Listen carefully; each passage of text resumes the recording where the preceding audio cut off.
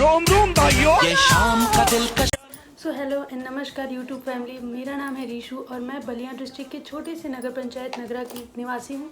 तो मैं यूट्यूब पे अपनी लाइफस्टाइल शेयर करती हूँ और साथ के साथ कुछ इन्फॉर्मेटिव वीडियोस और हैक्स भी शेयर करती रहती हूँ। आप सब देखते ही होंगे और नहीं देखते हैं तो प्लीज़ एक बार चेक कर लीजिएगा, क्योंकि कभी भी आप मेरी आवाज़ से और मुझसे बोर नहीं होने वाले। इस चीज़ की मैं गारंटी ले सकती हूँ। मैं सिर्फ 4 सालों से अभी हाउसवाइफ हूँ और उससे पहले मैं एक फुल टाइम स्टूडेंट थी और फुल टाइम एकदम लेज़ी गर्ल थी। लेकिन अभी 4 सालों से बहुत कुछ एक्सपीरियंस मिला है और बहुत कुछ आपके साथ शेयर करना भी बाकी है। मेरा ये फर्स्ट यूट्यूब इंट्रो वीडियो है जिसमें मैं अपने बारे में बता रही हूँ, पहली बार फेस टू फेस।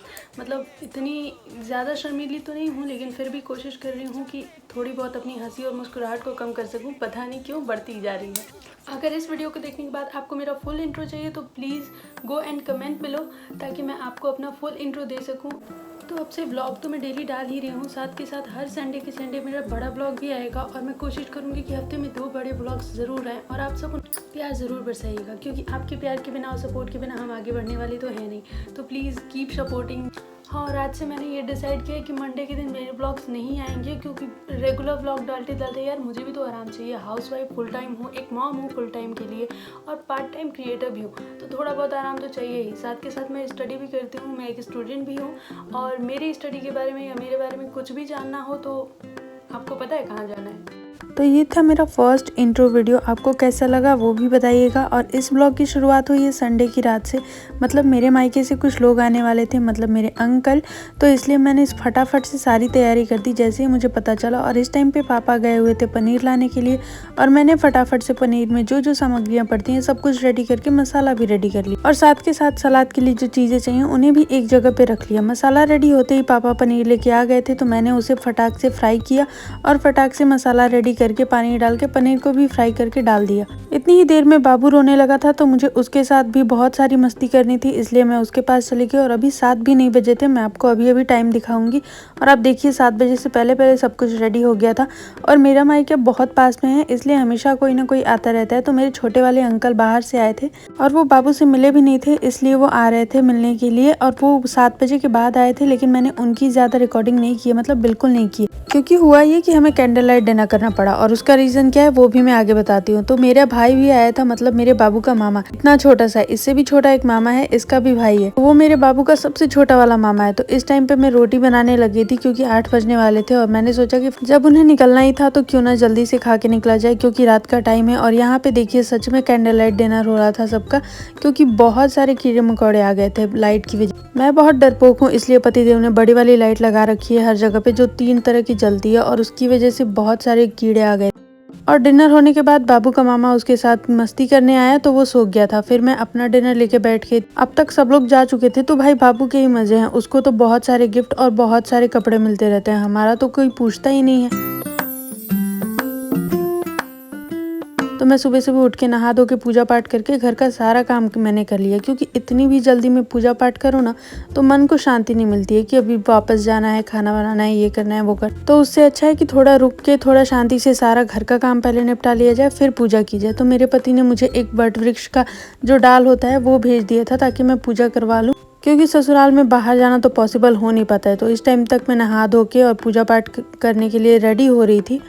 जिस दिन पूजा पाठ होना उस दिन 16 श्रृंगार करना चाहिए। तो मेरे पास जितनी भी सामग्रियाँ थी, मतलब मैं जो भी करती हूँ एज यूजुअल जितना भी करती हूँ उससे थोड़ा मैंने ज़्यादा ही किया था, लेकिन मैंने बहुत ही मिनिमलिस्टिक था, मतलब बहुत सिंपल से सब कुछ रखा हुआ था। सिंदूर हमेशा पूरब की तरफ मुख करके लगाना चाहिए, ऐसा हमारे बड़े बुजुर्ग कहते थे। अब इसके पीछे रीज़न क्या है वो तो मुझे नहीं पता, लेकिन हमारे पुराणों में या बड़े बुजुर्गों द्वारा जो भी बात कही गई है वो सब सच होती है। कुमकुम, सिंदूर और उसके बाद काजल। काजल मैं कभी नहीं लगाती हूँ, लेकिन फिर भी मैंने ट्राई किया कि मैं आज लगा लूँ। और हाँ, जो आलता का डिज़ाइन आपने मेरे पैरों पे शुरू में देखा था ना, उसके बारे में मैं बताना भूल गई। वो हमारे यहाँ हमेशा किया जाता है, मतलब जब भी कोई फंक्शन हो, जब भी कोई प्रोग्राम हो, तो सिर्फ वही डिज़ाइन, मैक्सिमम किसी ट्रेडिशनल विधि पे वो डिज़ाइन बनाया जाता है। पता नहीं क्यों ऐसा शुरू से होता है, इसलिए मैंने भी वही बनाया है।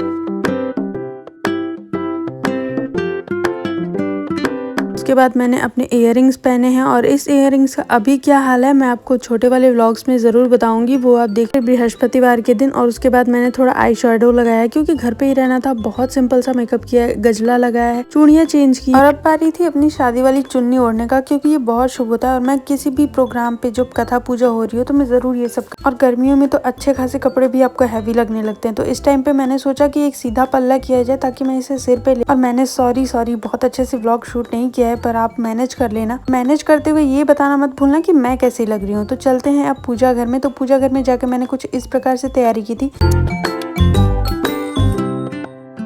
तो एक आपके पास सुपारी होनी चाहिए जिसपे आप कलावा लपेट के गणेश जी को स्थापित कर लो और थोड़ा सा हल्दी का टुकड़ा जिसमें आप गौरी जी को स्थापित करते हो। तो किसी भी पूजा में सबसे पहले गौरी गणेश को स्थापित करना पड़ता है। पेड़ को लगा लिया और फेरी लेने का भी मैं बहुत सिंपल सा आपको तरीका बताऊंगी, आपको बहुत अच्छा लगेगा। अगर आपके पास भी जगह नहीं है तो वैसे ही कीजिएगा। तो सबसे पहले आपको जिस चीज से भी फेरी लगानी है ना, चाहे वो चना हो या फिर धागा, उससे ले लीजिए हाथ में और जितनी फेरी लगानी है उतना आप ले लीजिए और उसके बाद बैठ जाइए किसी आसन। यहाँ पे आप बिना आसन के भी बैठ सकते हैं, ऐसा कोई जरूरी नहीं है कि आसन पे ही बैठना है। और उस चने को या अपने धागे को लेके और जितनी बार भी आपको फेरी लगानी है उतनी बार उस पेड़ में लपेट दीजिए और भगवान का नाम लीजिए और उतनी बार वहाँ कटोरी रख के उसमें चने गिरा दीजिए। तो हो गई आपकी फेरी कंप्लीट। बाहर में घरों में इतनी ज्यादा जगह नहीं होती है तो इतने अच्छे से फेरी कोई लगा नहीं पाता है, तो ये विधि सबसे आसान होती है और इससे कोई पाप भी आपके ऊपर नहीं पड़ेगा। जितने अच्छे से हो सकता था उतने अच्छे से पूजा संपन्न किया।